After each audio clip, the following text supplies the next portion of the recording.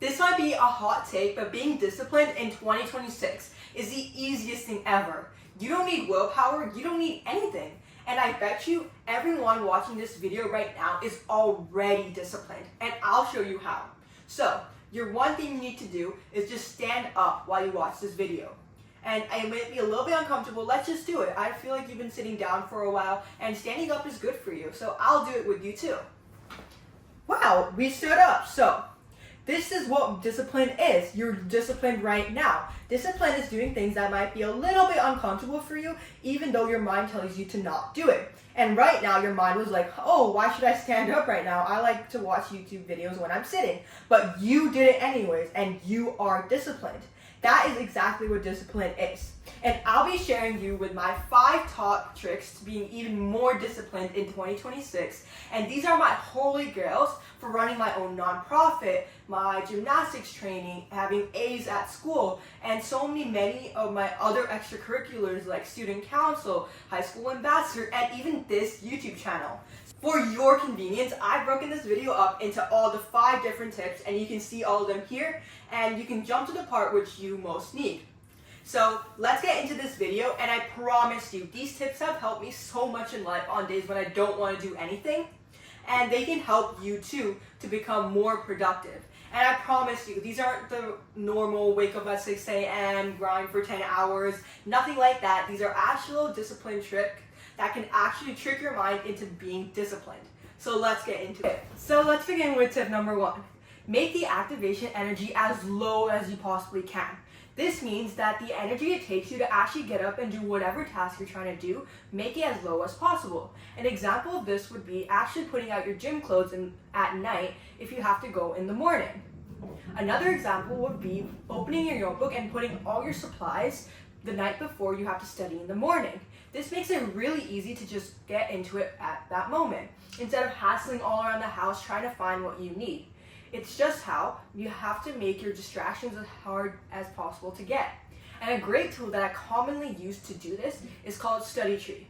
It's an app that blocks out all other apps except a few, and it's really helped me beat procrastination and to just do tasks. It also has a Pomodoro timer and so much more. It's a great app, and this video is totally not sponsored, but I would totally recommend it to you. It looks like this. This is what the icon looks like.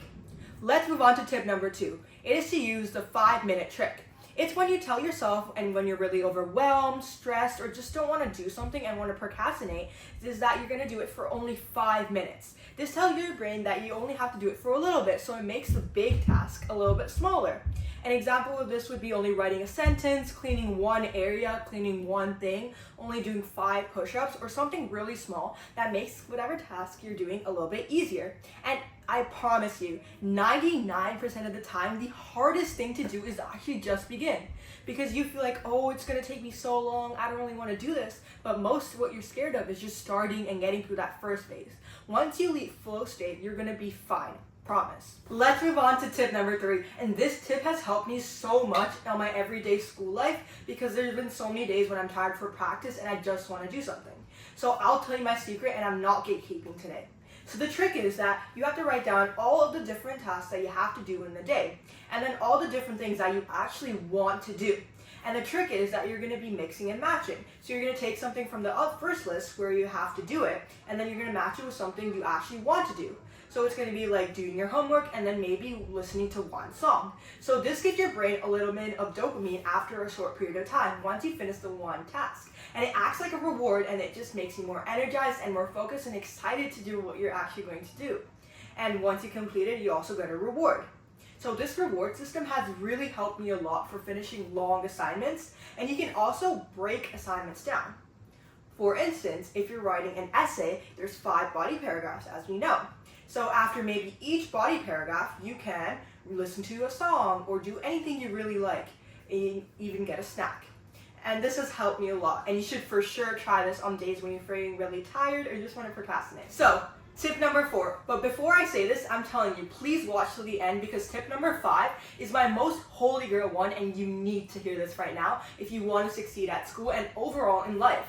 So for tip number 4, I'm not trying to be your mom, but really just clean your office. It's not going to be that hard. A quick 5-minute sweep can do a lot because, as they say scientifically, it has been proven that a cleaner, less cluttered place is help with productivity, discipline, and so much more. And also just think about it. Imagine having a clean office compared to a dirty one.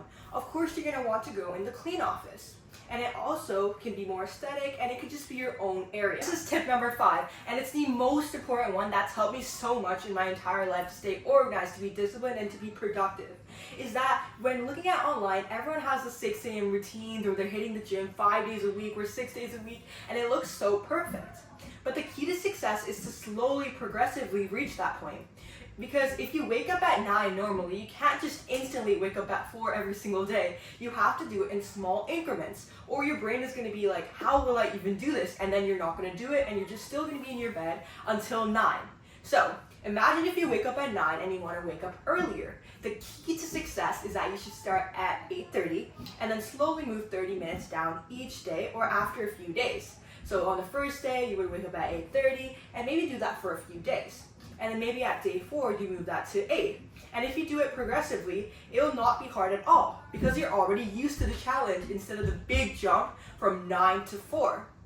And I'm not lying. If I started waking up at 4 every single day when I wake up at like 7 normally, I would have been burnt out in a week. With my gymnastics training, my extracurriculars, and everything I do, it would take me only a few days to just be so tired and overwhelmed with my schedule. That's why progressive overload over a long period of time is the key to success. And that's why people do that in the gym as well. They don't instantly go from a small weight to a really big weight. That can really hurt you in the long run. So those are my 5 tips to become disciplined in 2026. And I know those helped you for sure, and you're already disciplined. Because look, you watched this entire video without switching to another one. And that's really, really good, because did you know the attention span of a human is only a minute? That's crazy. So you did a good job, and I know you're going to be so disciplined starting tomorrow. And you got this. And make sure to follow Grow with Gunny and subscribe, and to hit the notification bell to watch more videos like this, so you can have your dream life. Thank you.